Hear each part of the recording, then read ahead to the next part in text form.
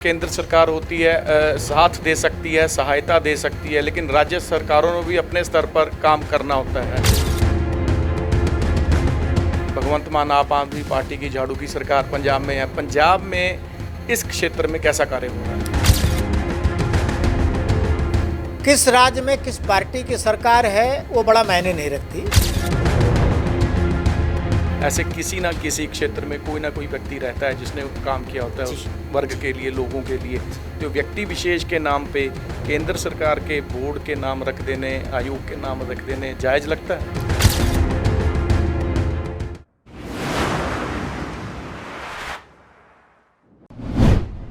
सत श्री अकाल। ਸਕਰੋਲ ਪੰਜਾਬ ਦੇਖੇ ਦਰਸ਼ਕਾਂ ਦਾ ਬਲਜੀਤ ਮਰਵਾਹਾ ਵੱਲੋਂ ਸਵਾਗਤ ਹੈ।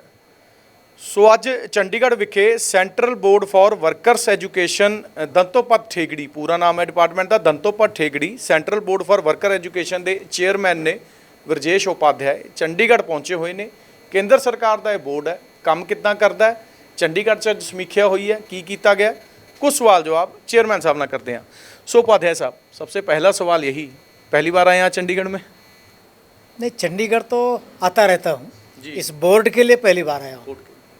तो जो आज समीक्षा बैठक की गई है, क्या निष्कर्ष उसका, क्या समीक्षा हुई है, सामने आया निकल के?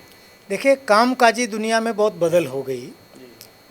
एम्प्लॉयमेंट नहीं, एम्प्लॉयबिलिटी अभी एक बड़ा सवाल बन गया।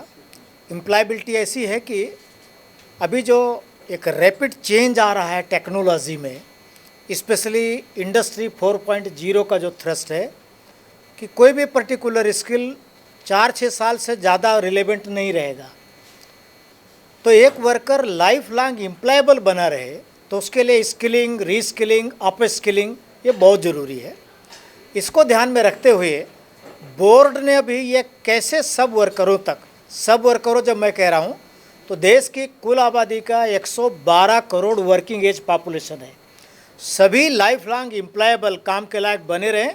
तो इसलिए रीस्किलिंग, अप स्किलिंग एक बड़ा काम है।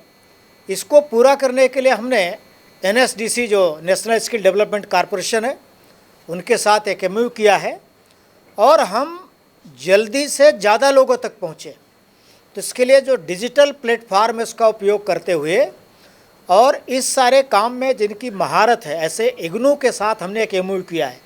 हम जानते हैं इग्नू दुनिया की सबसे बड़ी यूनिवर्सिटी है और डिजिटल शब्द हमने नहीं सुना था, तब से वो उसका व्यवहार कर रहे हैं।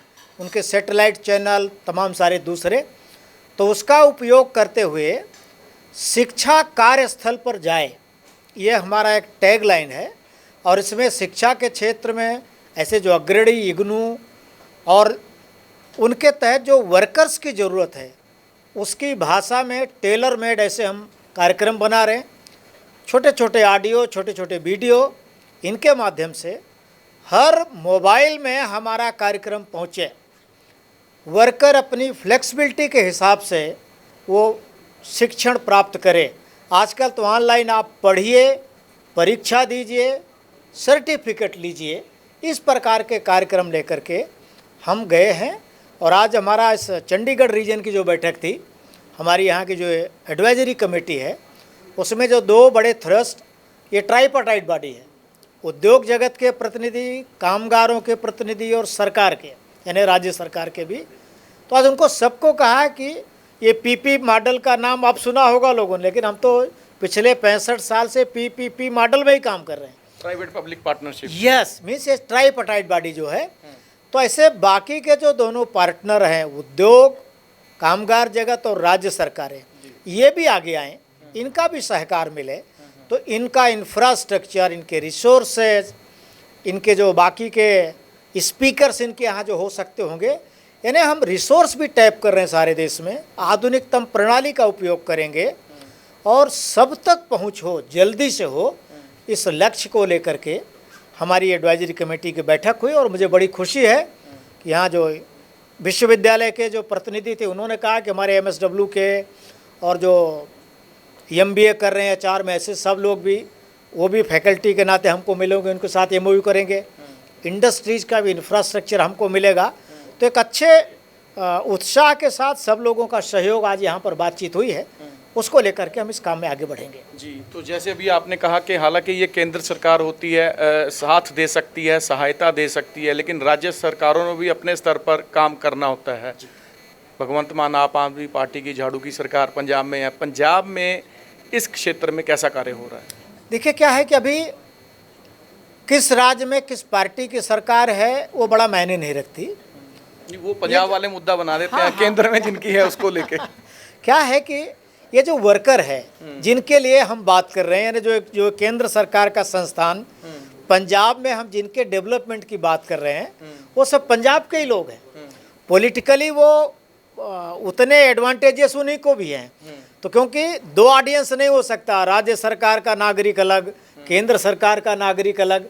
तो ये जो वर्कर है वो पंजाब का ही वर्कर है। मेरा सवाल ये, कहीं आप देखिए जो माइग्रेंट्स होते हैं पड़ोसी राज्यों से आकर यहाँ लंबे वर्षों से, कई वर्षों से रह रहे हैं, काम कर रहे हैं, वो भी उतनी सुविधा के उतने ही हकदार हैं। तो कहीं ना कहीं कोई पक्षपात, कोई दृष्टिकोण को ऊपर नीचे प्लस माइनस हो रहा है। देखिए हम तो जो पूरे देश के 112 करोड़ लोग हैं, हाँ।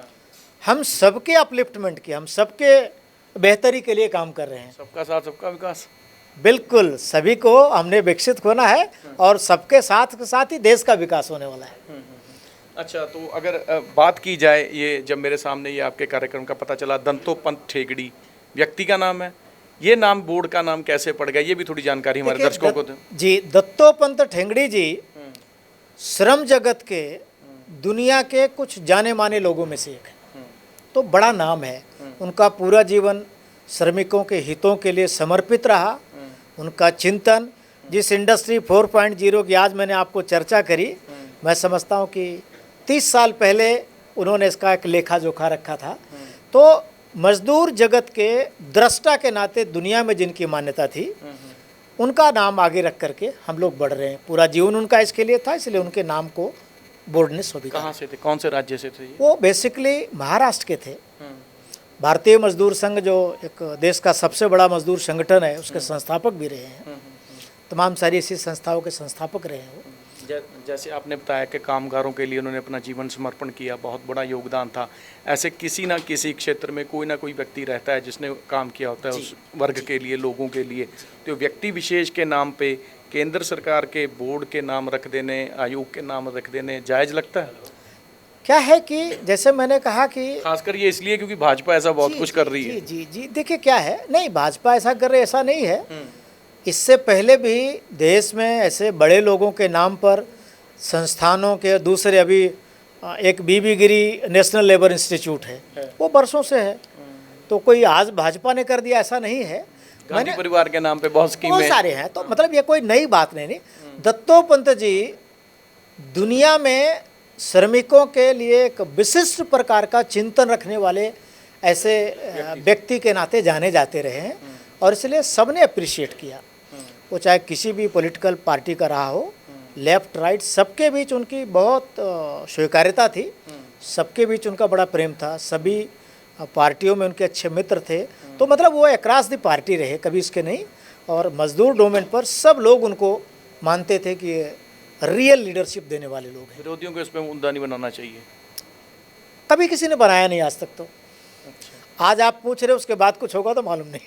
ਜੀ ਸੋ ਵਰਜੇਸ਼ ਉਪਾਧਿਆਏ ਅੱਜ ਚੰਡੀਗੜ੍ਹ ਸੀਗੇ ਤੇ ਇਹਨਾਂ ਨੇ ਦੱਸਿਆ ਵੀ ਜਿਹੜਾ ਇਹਨਾਂ ਦਾ ਸੈਂਟਰਲ ਬੋਰਡ ਫਾਰ ਵਰਕਰਸ ਹੈਗਾ, ਕੰਮ ਕਿੱਦਾਂ ਦਾ ਕਰ ਰਿਹਾ ਹੈਗਾ। ਖੇਤਰੀ ਮੀਟਿੰਗ ਇੱਥੇ ਲੈਣ ਆਏ ਹੋਏ ਸੀ ਕਿ ਅੱਗੇ ਹੋਰ ਦ੍ਰਿਸ਼ਟੀਕੋਣ ਹੈ, ਸਬਕਾ ਸਾਥ ਸਬਕਾ ਵਿਕਾਸ ਜਿਹੜਾ ਹੈਗਾ, ਖਾਸ ਕਰ ਕਾਮਗਰ ਖੇਤਰ ਦੀ ਆਪਾਂ ਗੱਲ ਕਰ ਰਹੇ ਨੂੰ ਲੈ ਕੇ ਇਹ ਤੁਰੇ ਹੋਏ ਨੇ। ਸੋ ਕਿੱਦਾਂ ਦੀ ਬੋਰਡ ਦੀ ਜਿਹੜੀ ਆਪਾਂ ਕਹੀਏ ਕਾਰਗੁਜ਼ਾਰੀ, ਪਰਫਾਰਮੈਂਸ ਆਉਣ ਵਾਲੇ ਦਿਨਾਂ ਸਾਹਮਣੇ ਆਉਂਦੀ ਹੈ, ਸਭ ਦੇ ਸਾਹਮਣੇ, ਜਨਤਾ ਦੇ ਸਾਹਮਣੇ ਆ ਹੀ ਜਾਏਗਾ। ਵਿਜੇ ਸਚਿਨ ਦੇ ਨਾਲ ਬਲਜੀਤ ਮਰਵਾਹਾ, ਸਕਰੋਲ ਪੰਜਾਬ, ਚੰਡੀਗੜ੍ਹ।